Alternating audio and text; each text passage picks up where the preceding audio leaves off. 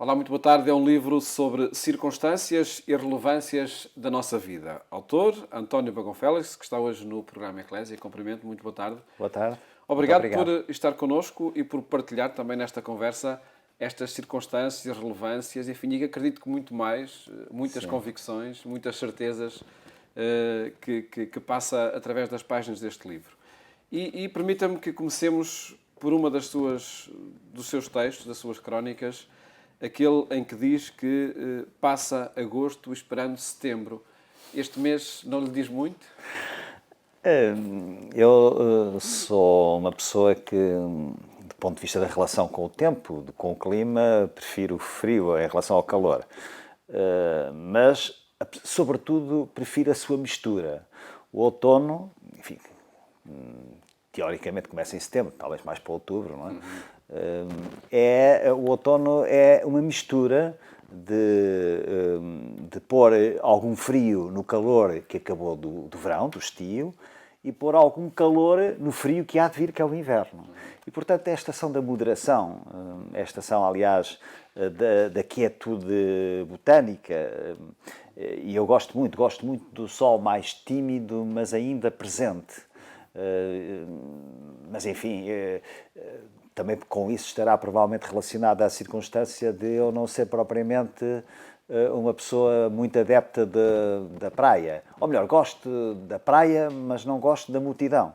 E, portanto, poucas vezes vou à praia, embora seja de uma terra marítima, ilha, via Costa Nova, passei a minha infância e juventude na Costa Nova, mas pronto, habituei-me a ser, entre aspas, um animal de sequeiro e não de regadio.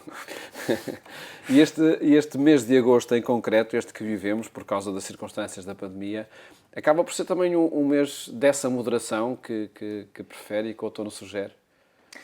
Sim, eu acho que sim.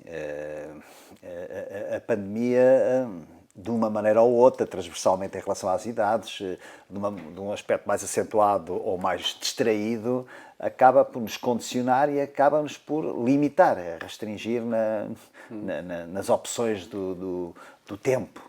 Mas será limitação ou será ajudar-nos a descobrir o essencial? Não, é do ponto de vista de aproveitamento do que é inerente, por exemplo, ao mês de agosto, que é, por essência, o mês de férias, acaba por limitar as pessoas. A mim, não. Eu estou, por exemplo, posso dizer que estou a viver no Alentejo há cerca de 5 meses e na casa onde estou tenho a característica, mesmo no período de confinamento total, de estando confinado, me considerar desconfinado. O que é que eu quero dizer com isto? Faço exatamente o mesmo que faria se não houvesse o vírus. Talvez um ou outro dia em que iria a um restaurante e agora não vou com a minha mulher, mas de resto a minha vida é exatamente a mesma. Agora, estou, de algum modo, há um e outro texto em que reflito sobre isso, é uma ocasião de discernimento. Uma ocasião de amargura, de angústia, de medos. Eu tenho-os todos, como é óbvio, até atendendo à minha idade, mas também de discernimento, lucidez, de sobriedade e de procurar discernir aquilo que é a essência em relação àquilo que é a mera circunstância. E se nós olharmos um texto que creio que nos ajuda a descobrir todo o livro, que é este da dedicatória que faz às suas netas, Sim, não é? e que tem a ver com o título do livro, Um dia haverá, exatamente. Um dia haverá em que as suas netas contarão aos seus filhos e aos seus netos, não é? Exatamente. Refere também precisamente a essa circunstância. Um dia haverá em que, por causa de uma pandemia, se descobriu o valor da família, se descobriram valores que estavam mais esquecidos. Sim, o valor da família, a importância de solidariedade entre diferentes gerações, questionarmos sobre o que é ser feliz ou simplesmente estar feliz num determinado momento, são coisas bem diferentes. Percebermos que o caminho da vida não é um caminho de facilidades, é um caminho de obstáculos, de dificuldades, de alentos, da ideia da esperança, até do ponto de vista de um cristão como eu, não é? E há dias perguntou-me uma pessoa que tinha lido o livro, fez uma pergunta muito difícil. Estávamos a conversar e perguntou-me, um dia haverá, se tivesse que acrescentar uma palavra a um dia haverá, o que é que responderia? Eu hesitei durante uns breves segundos, mas encontrei a resposta, que no fundo está implícita até no prefácio ou na dedicatória para as minhas netas. Um dia haverá Deus. Eu, no fundo, aliás, toda a estrutura do livro começa pelas circunstâncias, depois passa para exigências humanistas na economia, que nos condiciona e que nós condicionamos.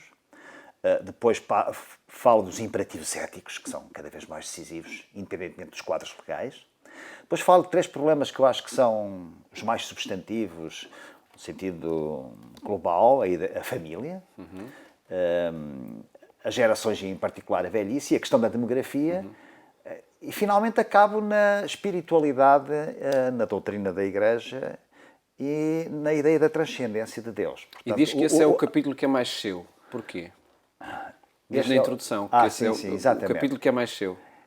É mais meu porque é aquele em que eu me sinto completamente livre. Ou seja, é aquele em que eu opto sem que alguém me tenha pedido, ou me tenha condicionado, ou me tenha pressionado no sentido de ser assim. Isto é, aquele em que eu estou, se quiser, pegando no primeiro capítulo, que é o das circunstâncias, em que eu estou mais despojado das circunstâncias. E, portanto, é o mais livre. Não é? E, portanto, sendo mais livre, é o mais meu, passe a expressão. E ficando nesse capítulo, uma das certezas que afirma e que espera que um dia as suas netas contem é que mais do que, ou melhor do que acreditar em Deus, é termos a certeza que Deus acredita em nós. Exatamente. Ou pegando, se quiser, na expressão de Santa Teresa de Calcutá, não é? Rezar não é falar com Deus, é esperar que Deus fale connosco. No fundo, é uma formulação diferente. Ou, se quiser ainda, como eu muitas vezes gosto de dizer, nós somos seres humanos e, portanto, a ideia de acreditar, a ideia de crer, não é uma ideia de certezas, como é óbvio, não é? Quer dizer, é fácil acreditar na luz forte, mas o difícil é acreditar nas trevas da nossa própria incapacidade e impotência. Não temos essa possibilidade. E nesse sentido eu costumo dizer que eu não sei se Deus existe, não posso assegurá-lo, mas procuro viver como se Deus existe, ou existisse, ou existe. Portanto, é no fundo a minha maneira de juntar a ideia da fé com a ideia da esperança. E esse fundamento é basilar para toda a sua existência, seja profissional, seja familiar? É interessante que está a perguntar, porque eu sou uma pessoa que no dia-a-dia, nas coisas do detalhe, do cotidiano, tenho um espírito algo pessimista, às vezes mesmo dramaticamente pessimista. Não é? Eu não sei porque, sei lá, umas filhas fazem viagem, eu não fico sossegado enquanto não me disserem. Eu vou ali, eu tenho medo que me caia uma coisa assim. Quer dizer, pronto, se calhar é genético, o meu pai era muito assim, tudo bem, não é? Mas não tenho. Mas isso é no cotidiano. Na visão global da vida, eu tenho uma perspectiva muito otimista, docemente, suavemente otimista, que tem a ver com a maneira como encaro a ideia da transcendência, a ideia da vida para além da morte, e isso é a minha âncora, do ponto de vista da minha existência. A morte não é um tabu e não é, enfim, um problema que o deixe dramaticamente preocupado. Estou, como dizia um amigo meu, eu não tenho medo de morrer, mas tenho pena. Eu gosto de viver, não é? Gosto da vida, gosto deste combate, às vezes lúdico, às vezes dramático. E costumo dizer que a principal presente ou prenda que os meus pais me deram foi exatamente a minha existência, terem-me dado vida. Portanto, estarei sempre, aliás, me guiei por isso em relação aos meus progenitores, aos meus pais. Mas eu agora passou-me... O gosto por viver, não é? O gosto por viver, exatamente. Pronto, eu tenho pena, mas tem de ser... gostaria de o poder fazer em paz, em quietude, provavelmente em silêncio e na companhia dos meus entes mais queridos. Da minha mulher, das minhas filhas, das minhas netas. É talvez o desejo que possa formular nestas circunstâncias. Agora, eu não quero que a morte Hoje em dia eu acho que a morte se vulgarizou, se banalizou. Já nem falo da cultura de morte relacionada com as eutanásias, com os abortos e com essas questões que estão minando subrepticiamente ou mesmo explicitamente a cultura da vida, não é? Mas hoje, repare bem, hoje morre uma pessoa, naquele dia fala-se, o funeral muitas vezes é um happening social, não é? Algumas vezes as pessoas falam alto diante da pessoa que está ali para ser silenciosamente respeitada e dignificada. Passados uns dias passou, quer dizer, tem algumas vantagens, do ponto de vista, mas a própria morte banalizou-se, vulgarizou-se, relativizou-se, não é? Como dizia Jorge Luís Borges, numa frase, aliás, brutal, brutal no sentido forte, incisiva, que nos bate na cara com força, e ele dizia uma coisa que de facto é cada vez mais verdade. E isso eu não quero para mim. E é também por isso que eu escrevo, não é? Porque a escrita fica para nos tornar coerentes ou incoerentes. Ele dizia que nós somos o esquecimento que seremos. E isso hoje é assim, não é? Quer dizer, há pouco respeito pela ideia dos que partiram, não é? A memória a todos os níveis. Sim, a memória está muito, desde logo liofilizada. Sim. Está transformada numa coisa relativamente artificial. E a memória está em constante erosão. Há pouco valor pelo passado, não é? Há pouco valor pela memória. A memória não é só a memória das coisas importantes, das coisas insignificantes, das coisas em que acertamos, em que erramos. Tudo isso faz parte do nosso trajeto, não é? Mas as pessoas... A memória é onde tudo acontece para nos pertencer. E pertencer aos nossos, não é? E a memória tem uma característica que eu acho divina, para mim também acho divinal ou divina, não é? É que transforma momentos difíceis em momentos doces com o evoluir desse passado, não é? E consegue-nos introduzir e aperfeiçoar a aprendizagem de memória de coisas que nos incomodaram e que, transformadas em passado, nós verificamos que não valiam nada. E aí também é uma maneira de discernir e aprender a distinguir o essencial do acessório ou do instrumental. Nós já vamos a muitas destas circunstâncias na sua vida e à economia, temas que lhe são caros, a ética, a família, como referiu. Mas gostava ainda aqui de uma referência que faz precisamente no último capítulo do livro. Sim. E onde junta, se calhar, o melhor de dois mundos, para si, diria eu, sim, claro, que é a botânica e as convicções de fé. Sim. E isso pareceu-me particularmente expressivo na comparação que faz dos últimos papas a árvores. Como é que surgiu essa ideia de comparar, por exemplo, o Papa João XXIII a uma tília? O Papa João XXIII é verdadeiramente o primeiro Papa na minha vida, não é? Foi antes de Pio XII, mas quer dizer, era uma criança e não tenho memória de João XXIII, tenho, não é? Porque é que eu comparei a uma tília? A tília é muito frondosa, não é? E é muito acolhedora, envolve-nos. Tem uma fragrância, como sabe, formidável, é radiante, iluminadora, e foi assim sempre que eu vi João XXIII. Não só um grande Papa, promotor do Concílio Vaticano II, mas como um homem bom. Quer dizer, bastava olhar para ele e eu sentia, na minha juventude, a doçura do seu olhar, da sua maneira de andar, da sua voz, e é assim que eu olho para a tília. Não é? Portanto, é essa comparação que eu fiz. Esta comparação decorre também de um outro livro que escreveu, não é? Sim. Com árvores no discurso, em discurso 30 direto. árvores em 30 árvores em discurso direto. Exatamente. Mas eu já agora gostava de que nos falasse das outras comparações. Sim. Paulo VI comparado ao Carvalho. Sim. Paulo VI, enfim, na minha visão, obviamente, sempre subjetiva, só a partir de João Paulo II é que verdadeiramente... Eu até tive contactos diretos, por diversas circunstâncias, até porque muitas vezes estava em lugares públicos, mas Paulo VI, o carvalho é uma árvore mais resistente, mas também mais dura. Não quero dizer fria, não é? Mas mais dura. Mas dura no sentido mais granítica, quase. Não é? Paulo VI, para mim, olhei sempre como um Papa mais reservado. Intelectual, ordenado na sua formação, com encíclicas notáveis e de grande longevidade, como o carvalho, não é? Costuma-se dizer que o carvalho na floresta é a árvore mais dominadora, não é no sentido de dominar para possuir, mas dominar pela influência que tem. E foi assim que eu, também ainda jovem, olhei para Paulo VI. E até pela sua marca na história da Igreja, ao levar por diante o Concílio Vaticano II, sem dúvida. E com encíclicas notáveis.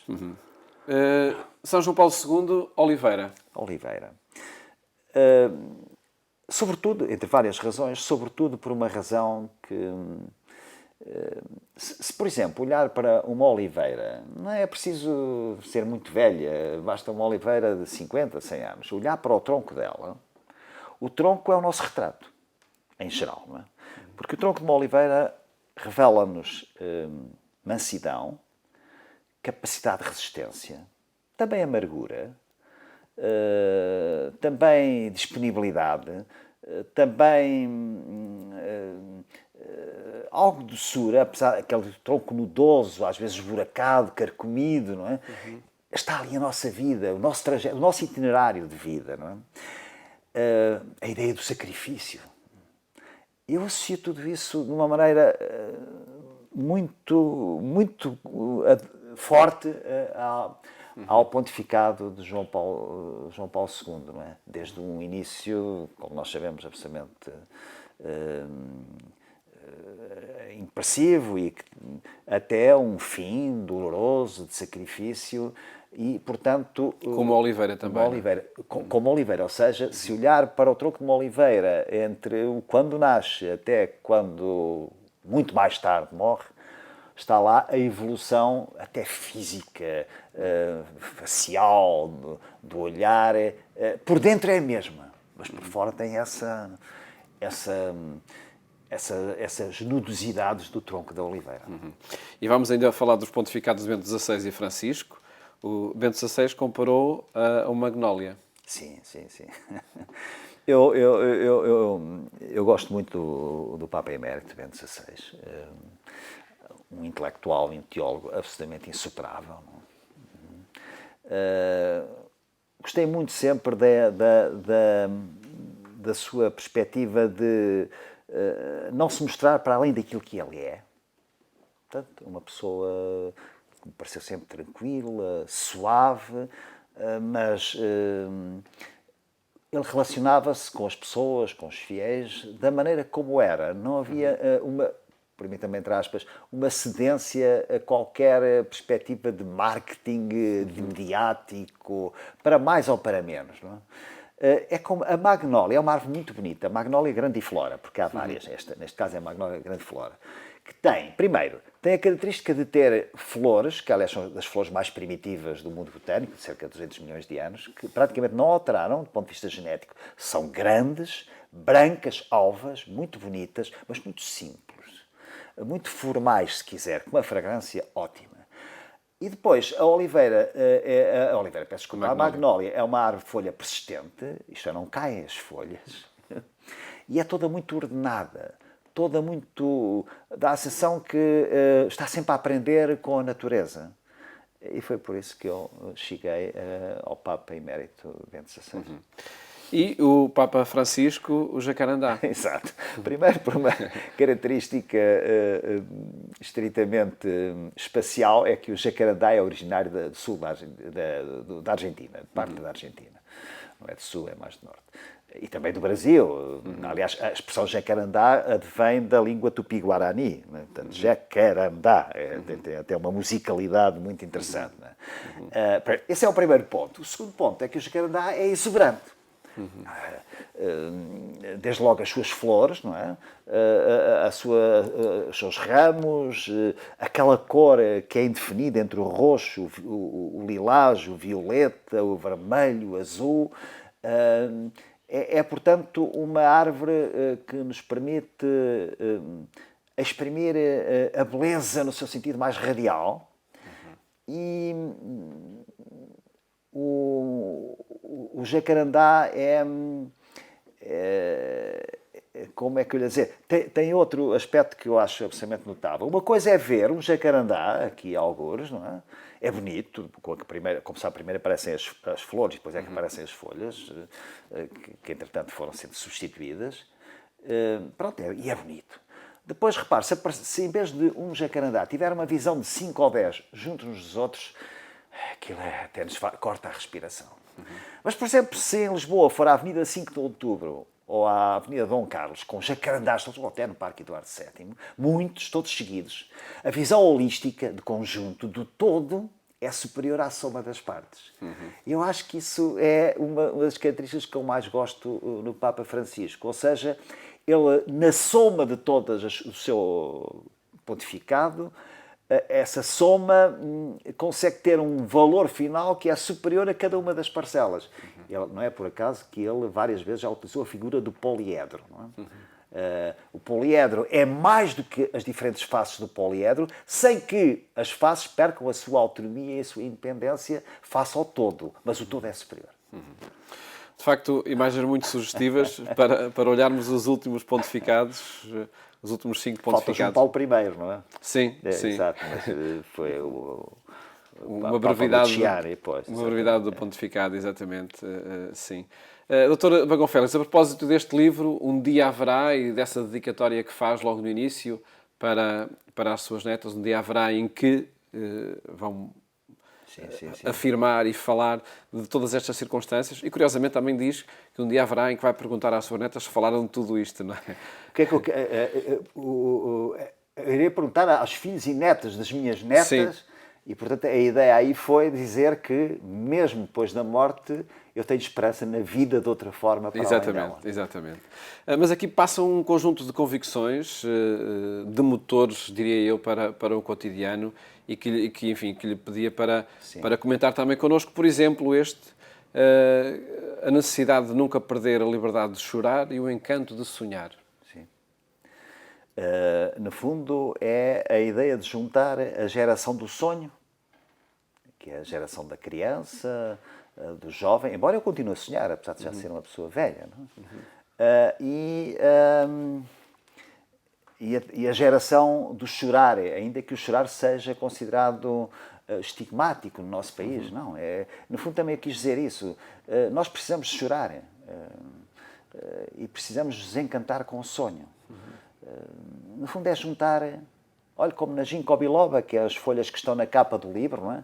Que é considerada na China a árvore do avô e do neto. Eu, através do sonho e através do choro, juntei as diferentes gerações. E tem, de facto, uma árvore que tem um fascínio especial, precisamente essa em que junta...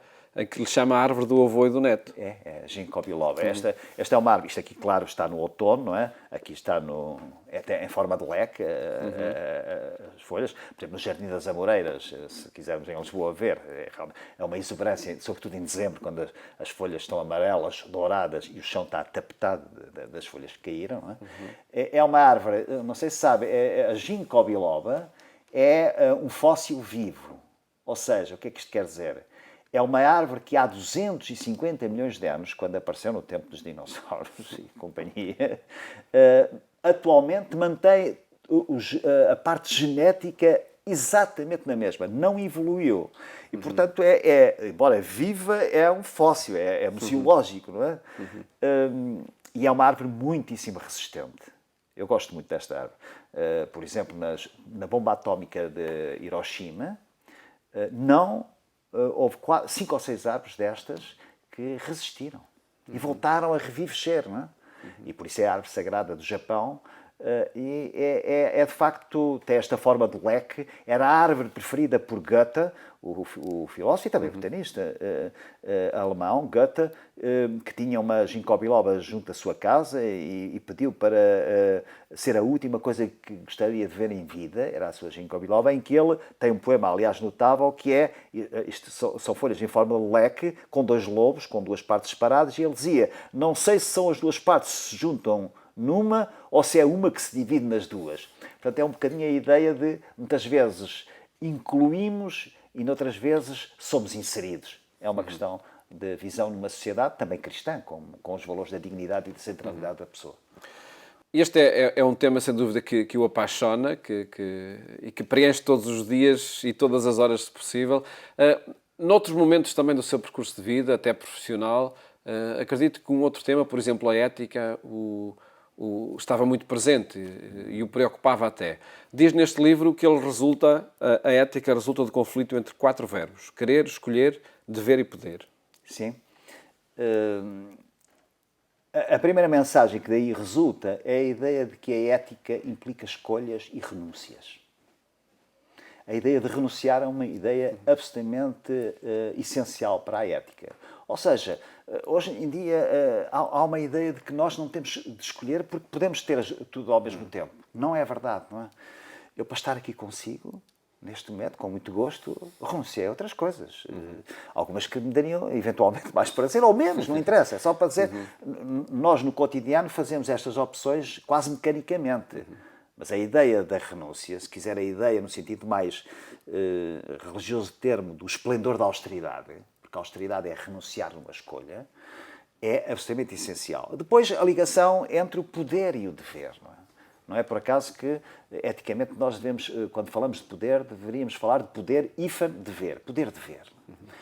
Na família, na academia, na empresa, no país, na política, seja onde for. Não é?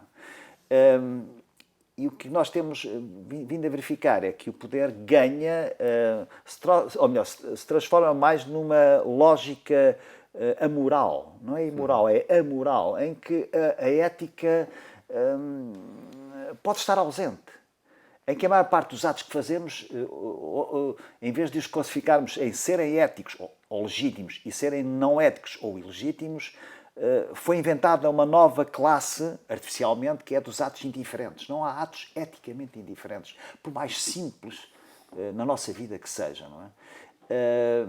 E, portanto, nós temos que caldear essas diferentes expressões. Não é? E tudo isto será um conflito ou um equilíbrio que se procura? Bem, logo existe a tal ideia da escolha. A ideia da escolha significa um dilema. O dilema de estar hoje aqui consigo ou de não estar e poder fazer outra coisa. Para ser uma coisa simples, certo? Mas essa situação terá de ter necessariamente uma dimensão sacrificial? Não, isso não tem. Isso não tem. Mas agora vou-lhe dar trouxe-lhe um exemplo absolutamente corriqueiro e que não tem qualquer questão sacrificial, não é? Embora tenhamos que escolher e renunciar. Por exemplo, para lhe dar uma situação dramática, não é? A escolha de uma mãe no parto entre a sua morte e a morte do seu bebé. Às vezes acontece, cada vez menos, felizmente, não é?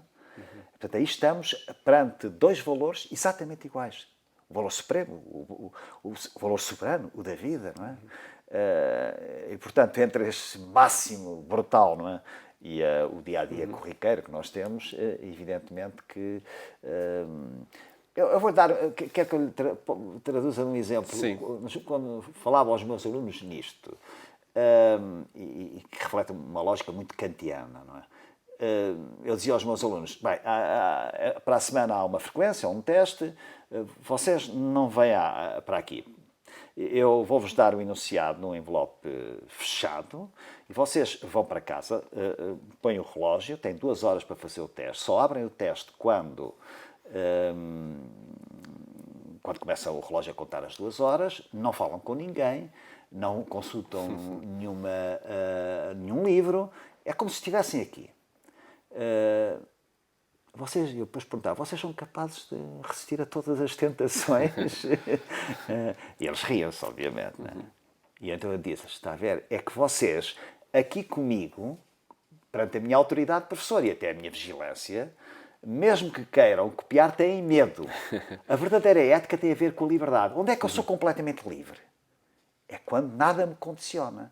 E então eu dizia-lhes, vocês em casa, nestas circunstâncias, se de facto, aí é que estão perante um dilema. Ser absolutamente ético, inapelavelmente ético, ou então sucumbir ao dilema de não serem, copiarem ou telefonarem, etc. Isto é um pouco caricato, mas que dá a ideia de como as coisas acontecem. Ajuda, de facto, a compreender o que é essa dimensão ética e a presença que ela pode ter ou não na nossa vida. E repare bem que a ética não tem nada a ver com a lei, não é? Não há nenhuma lei que nos obrigue a ser leal, que nos obrigue a ser solidário, que nos obrigue a ser amigo do amigo. Assim como não há nenhuma lei que proíba a malvadez algumas vezes, mas poucas, que proíba o ódio, que proíba a cupidez, que proíba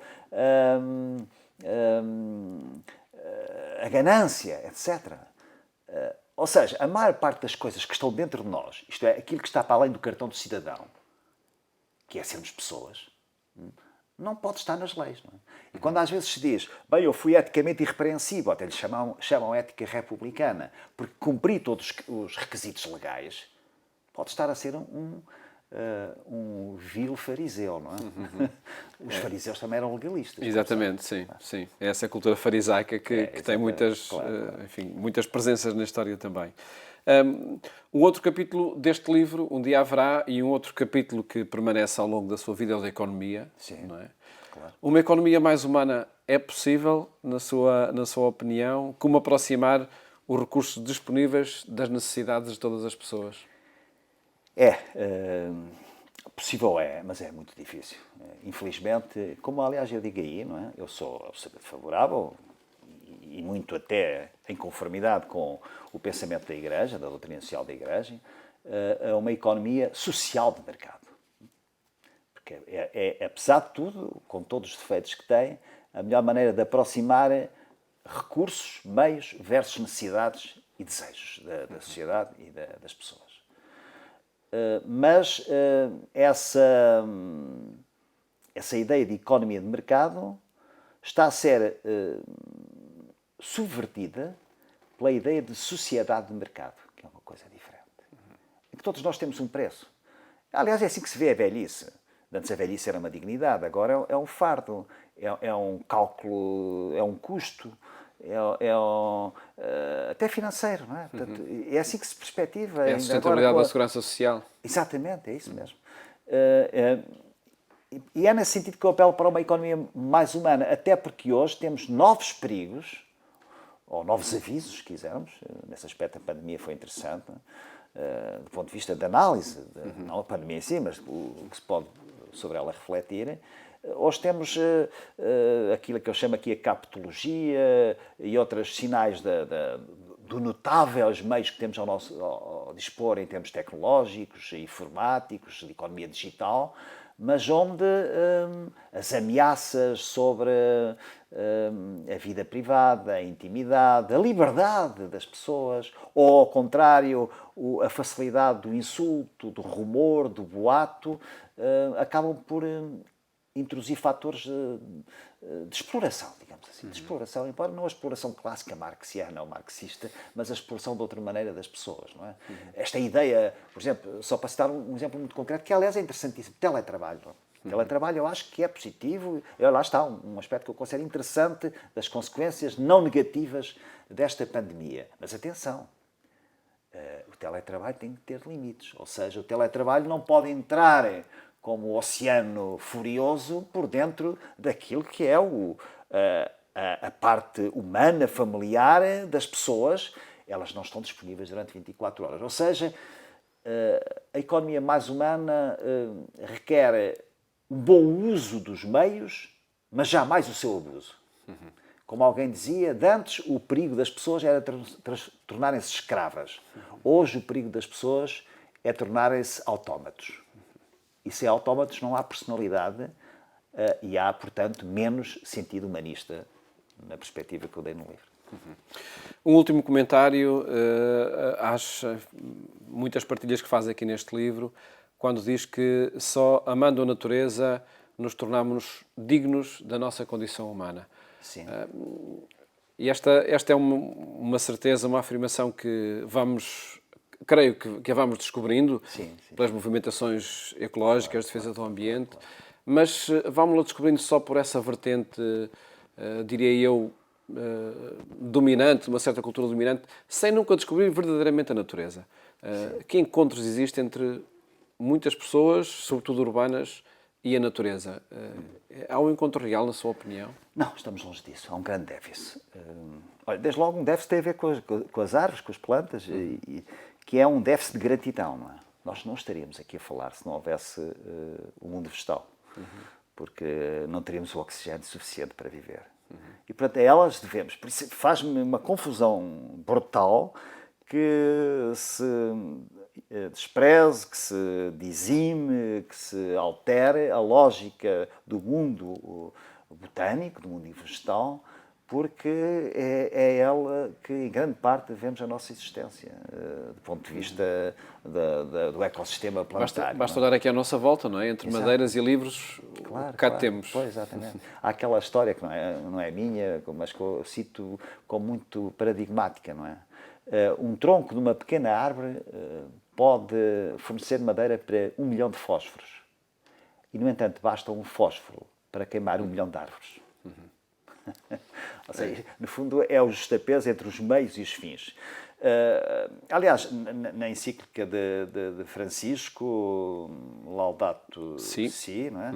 Ele fala-nos dos gemidos da irmã terra. Achei muito interessante a expressão, não só gemidos, mas irmã terra. Aliás, também sentimos a quietude da irmã terra nesta fase do confinamento mais forte, não é? Sentimos todos que, apesar do medo e da situação absolutamente insólita que estamos a viver, parece que, de algum modo, houve um desabrochar da natureza a mostrar-se que este não é o caminho, ou melhor, o caminho que, de algum modo, o mundo tem seguido.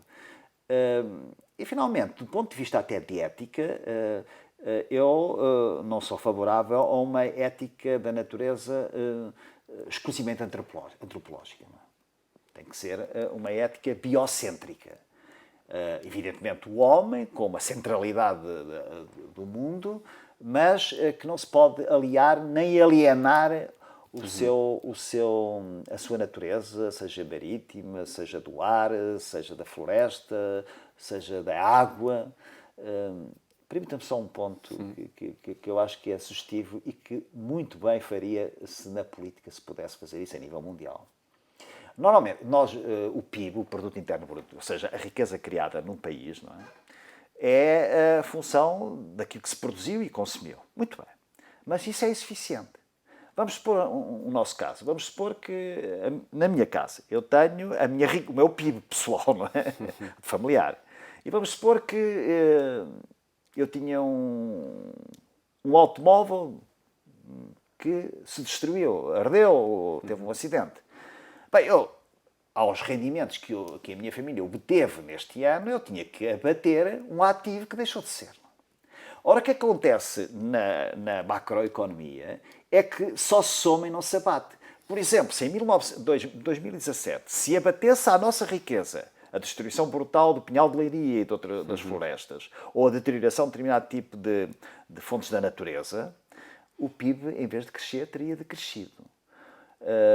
Ora, bastaria isso, e é o que seria correto, para o escrutínio político ser diferente e a atenção dada, por exemplo, estou a lembrar da Amazónia, a esta questão era completamente diferente. A economia tem destas coisas, não é? Só para terminar, se, por exemplo, houver um prédio velho e se ele for destruído, porque é velho, só simplesmente abatido, o PIB aumenta. Porque houve pessoas com os seus salários foram transformar em nada aquilo que eram umas velhas ruínas, não é? Que é um paradoxo. Não é? Bem, mas são estas questões que, de algum modo, eu também levanto no livro. Não é? Nós só vamos olhando à moeda, não é? Exatamente, é isso mesmo. É isso mesmo. Dr. António Vagão Félix, sabe qual é a palavra que mais vezes é escrita neste livro? Sei, eu aliás fiz esse exercício que agora se pode fazer através de um programa informático e fila depois, até já com o livro editado. Lembrei-me. E a palavra é vida. E eu fiquei muito autogratificado, não é? Por ter sido vida, a segunda é social e a terceira ou quarta é família. Vai ao encontro do seu percurso de vida. Exatamente. No fundo, traduz o espírito com que escrevi o livro, seja para as pessoas lerem na concordância, seja para as pessoas lerem na discordância. E fica esse convite para quem nos seguiu nos últimos minutos para folhear estes livros e ler aqui esta proposta que o Dr. Bagão Félix faz.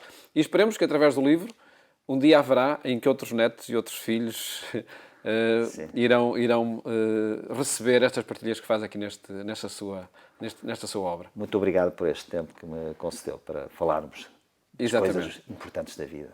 Muito obrigado nós pela sua presença aqui no programa Eclésia, onde quisemos, de facto, partilhar as convicções, um percurso de vida em diferentes momentos, em diferentes temáticas que o Dr. António Bagão Félix faz através desta obra recentemente publicada, Um Dia Haverá. Desejo-lhe uma ótima tarde, boas férias, se for o caso, e até amanhã, se Deus quiser.